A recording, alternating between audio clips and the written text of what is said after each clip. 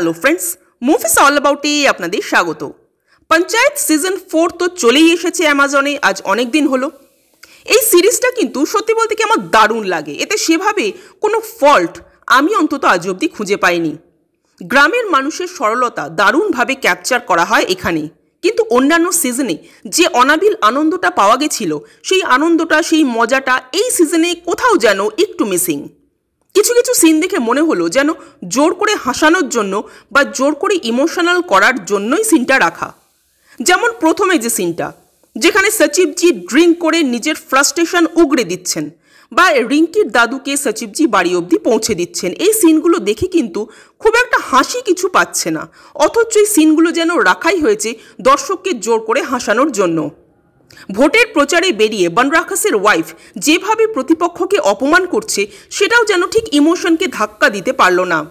সেই অপমানটা যেন ফিল করা যায় না, বা তার রেশটাও যেন বেশিক্ষণ থাকে না। ফলে মানুষ খুব যে ইমোশনাল হয়ে পড়বে এই সিনটা দেখে, তা কিন্তু নয়। এছাড়া এখানে রিঙ্কির দাদুর যে ক্যারেক্টারটা, এই ক্যারেক্টারটা আসলো এবং চলে গেল, অথচ ক্যারেক্টারটাকে যেভাবে পোট্রে করা হচ্ছিল, রিঙ্কির দাদু যা বলছেন, যেভাবে সব কিছু অবজার্ভ করছেন, তাতে মনে হচ্ছিল এই ক্যারেক্টারটা এবার কিছু অন্তত ধামাকা করবে।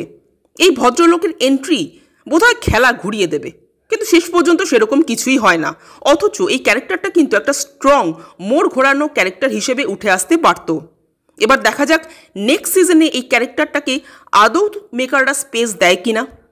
আর সেটা যদি না হয়, তাহলে বলবো এই ক্যারেক্টারটাকে তারা পুরো ওয়েস্ট করলো।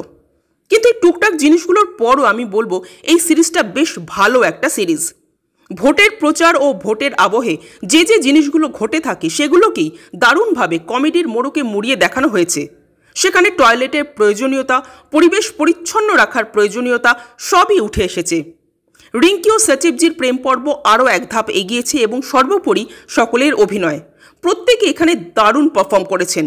কিন্তু আমি স্পেশালি মেনশন করব বনরাক্ষসের ওয়াইফ এবং প্রধানজি অর্থাৎ রঘুবীর যাদবের অ্যাক্টিং। রঘুবীর যাদব পুরো সিরিজটা জুড়ে দুর্দান্ত, স্পেশালি লাস্ট সিনটায় তার পারফরমেন্স রীতিমতো মনে রাখার মতো। তো ওভারঅল এই সিজনটাও বেশ ভালো লাগলো। Waiting for the next season, কারণ এই সিজনেও কিন্তু দেখানো হয়নি যে প্রধানজির উপর কে আসলে গুলিটা চালিয়েছিল। তো আপনাদের এই সিজনটা কেমন লেগেছে কমেন্ট করে জানাবেন, আর আমাদের ভিডিও ভালো লেগে থাকলে প্লিজ লাইক, শেয়ার, সাবস্ক্রাইব করতে ভুলবেন না। Thank you.